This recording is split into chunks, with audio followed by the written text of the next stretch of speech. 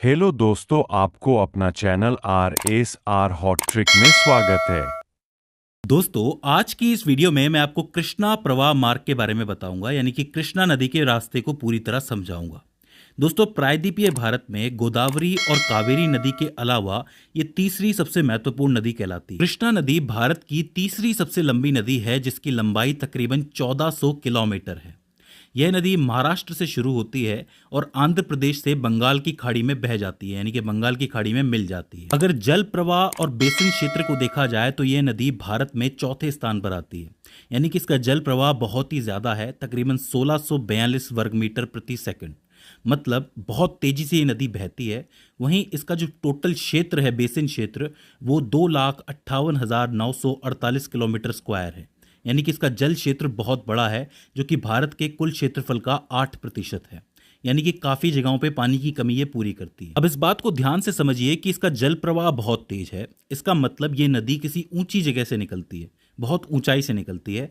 और अगर पानी तेज बह के आ रहा है तो उससे टरबाइन भी तेज घूमेगी और बिजली भी ज्यादा बनेगी।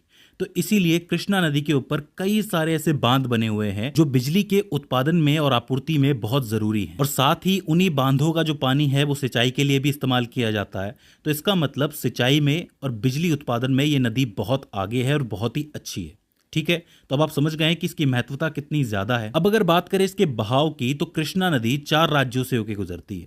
शुरुआत इसकी महाराष्ट्र से होती है। महाराष्ट्र से ये कर्नाटक जाती है, फिर तेलंगाना जाती है और आखिर में आंध्र प्रदेश जाती है। वहीं से ये बंगाल की खाड़ी में मिल जाती है। तो 4 इंपॉर्टेंट राज्य हो जाते हैं: महाराष्ट्र, कर्नाटक, तेलंगाना और आंध्र प्रदेश। अब इसके रास्ते की शुरुआत हम इसके उद्गम को समझ के कर सकते हैं। इसका जो उद्गम है वो महाराष्ट्र के सतारा जिले में होता है, जोर गांव के पास पश्चिमी घाट में, जहां पे महाबलेश्वर श्रृंखला है।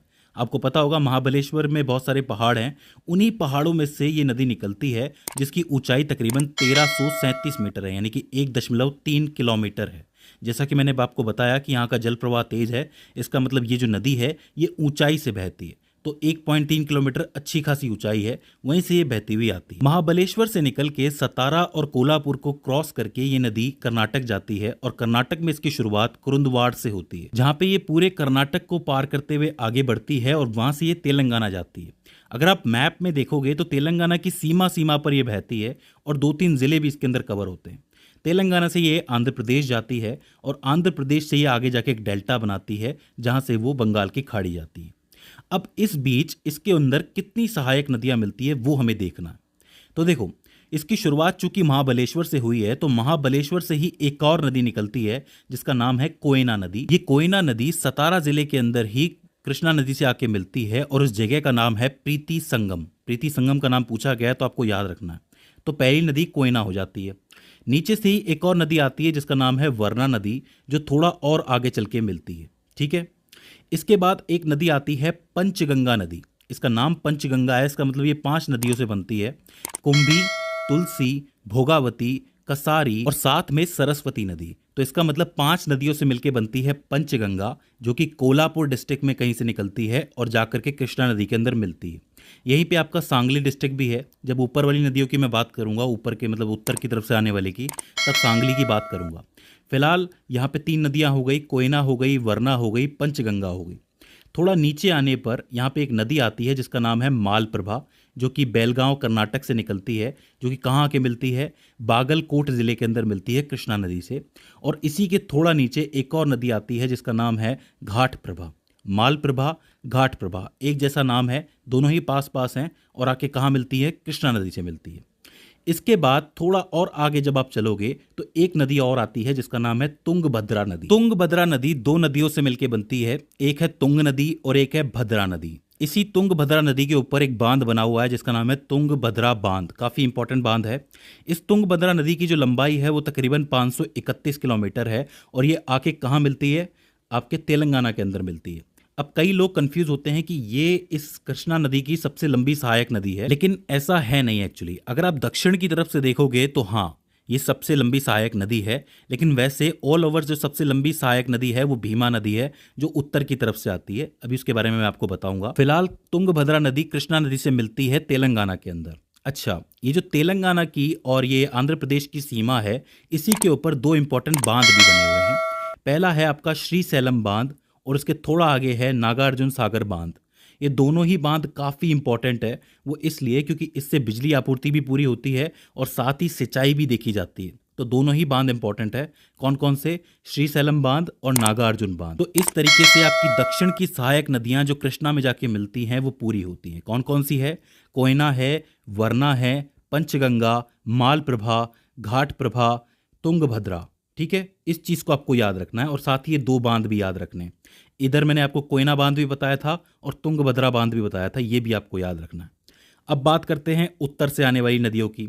तो देखो, उत्तर से ऊपर से एक नदी निकलती है जिसका नाम है येरला नदी, जो आकर के मिलती है सांगली डिस्ट्रिक्ट के अंदर। इसके बाद पुणे से एक नदी निकलती है भीमा नदी, जो कि बहुत लंबी नदी है, तकरीबन 861 किलोमीटर की, जो चलती हुई आती है और सीधा रायचूर पहुंचती है। रायचूर यहाँ पे एक जगह है और यहाँ आके कृष्णा नदी से मिलती है और ओवरऑल यही सबसे लंबी सहायक नदी मानी जाती है कृष्णा नदी की। ठीक है, तो इस चीज़ को आपको याद रखना है, भीमा नदी 861 किलोमीटर की।